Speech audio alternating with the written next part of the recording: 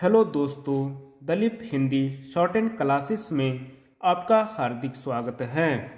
दोस्तों, आज की डिक्टेशन 80 शब्द प्रति मिनट की गति से बोली जाएगी।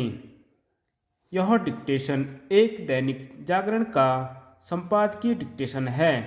आशुलिपिक बनने की इच्छा रखने वाले प्रत्येक व्यक्ति के लिए संपादकीय का कितना अधिक महत्व होता है। आप सभी इसे अपनी शॉर्ट हैंड लिपि में लिखकर इसका अनुवाद करें और आपने इसमें कितनी त्रुटियां की हैं इसे भी ध्यान में रखकर उसे सुधारने का प्रयास करें। डिक्टेशन स्टार्ट करते हैं 5 सेकंड बाद।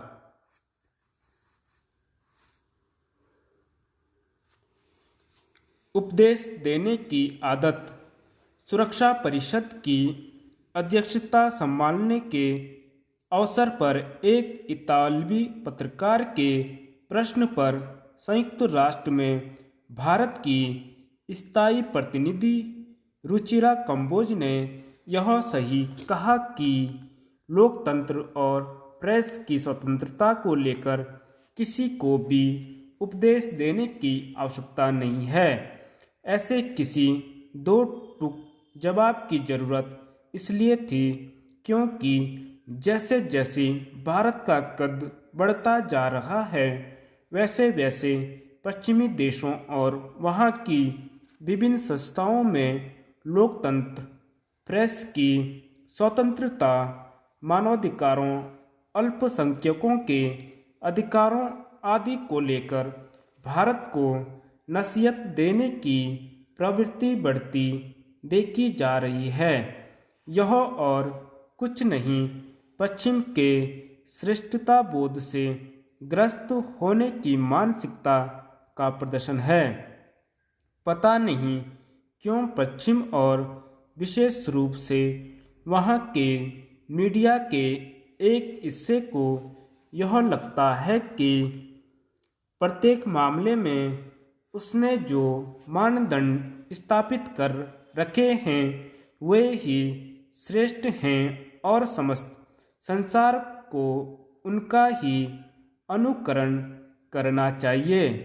यह श्रेष्ठता बोध से उपजी ग्रंथि के साथ इस मानसिकता का परिचायक भी है कि भारत सरीके विकासशील देश को सब कुछ पश्चिम से सीखने की आवश्यकता है।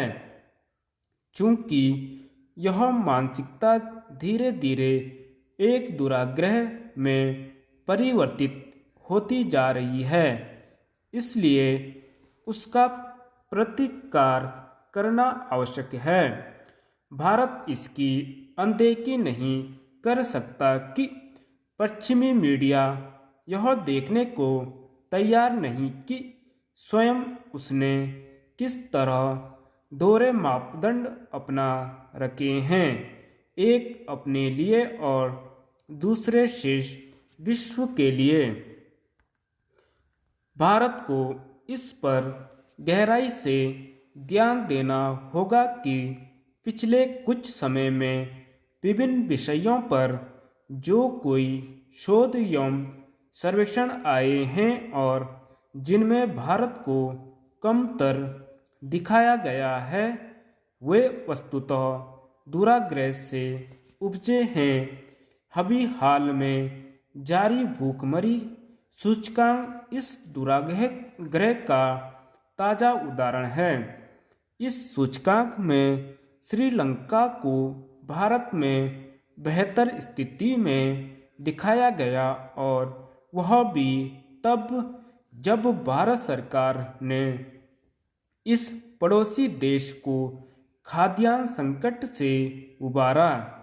इस सूचकांक में पाकिस्तान को भी भारत से आगे रखा गया, जबकि वहाँ खाद्यान्न की आसमान छूती कीमतें और बढ़ती महंगाई ने आम लोगों का जीना दुभर कर रखा है। एक अन्य उदाहरण वी डैम नामक संस्था का सर्वे है।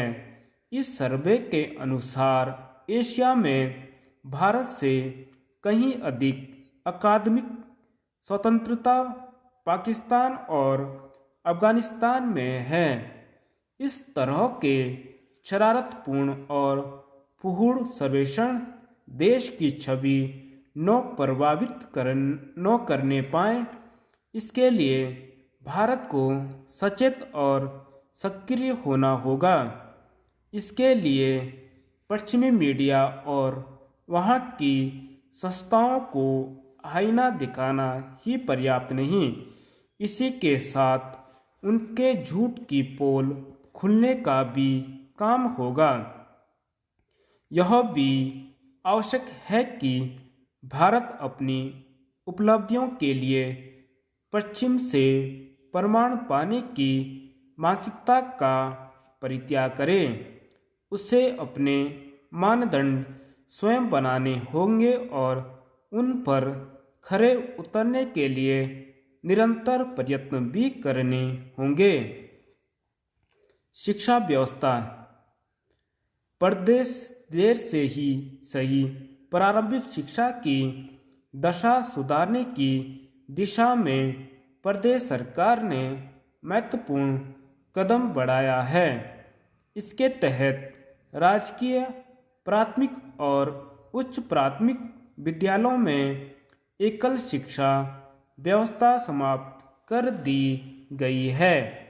अब इन विद्यालयों में न्यूनतम 2 शिक्षक तैनात किए जाएंगे।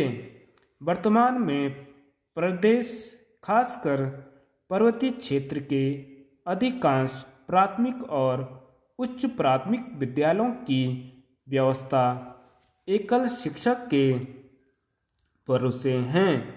इसी शिक्षक को मध्याह्न भोजन की व्यवस्था करने लेकर अन्य तमाम जिम्मेदारी संभालनी पड़ती हैं। शिक्षक के विभागीय कार्य या स्वास्थ्य संबंधी कारणों से अवकाश पर रहने की स्थिति में तो विद्यालयों पर ताला पड़ जाता है। समझा जा सकता है कि सरकारी विद्यालयों में पढ़ रहे नौनिहालों का भविष्य कहाँ जा रहा है। देखा जाए तो इन विद्यालयों में फटन फाटन की महज रस्म अदायगी ही होती है। अब विद्यालयों में न्यूनतम 2 शिक्षक रहने से कम ऐसी स्थिति तो नहीं आएगी। वैसे अगर सचमुच विद्यालयों की स्थिति सुधारनी है तो इतने वर्ष से ही काम नहीं चलने वाला। सरकार को उन शिक्षकों पर भी लगाम कसनी होगी जो जोड़ तोड़ से अपना तबादला मैदानी क्षेत्र के विद्यालयों में करा देते हैं अथवा प्रतिनियुक्ति पर चले जाते हैं। कई विद्यालय ऐसे हैं जहां 10-10 बच्चों पर 5 से 6 शिक्षक तैनात हैं। देहरादून, हल्द्वानी, ऋषिकेश, रामनगर, कोटद्वार आदि शहरों में यह तस्वीर आम है। इसके अलावा बोर्ड परीक्षाओं में माध्यमिक विद्यालयों का प्रदर्शन सुधारने के लिए भी सरकार पहल करने की जा रही है।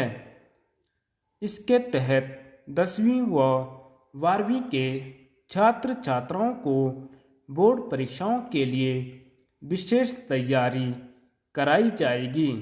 साथ ही राजकीय विद्यालयों में मूलभूत सुविधाएं उपलब्ध कराने को सर्वे कराया जाएगा।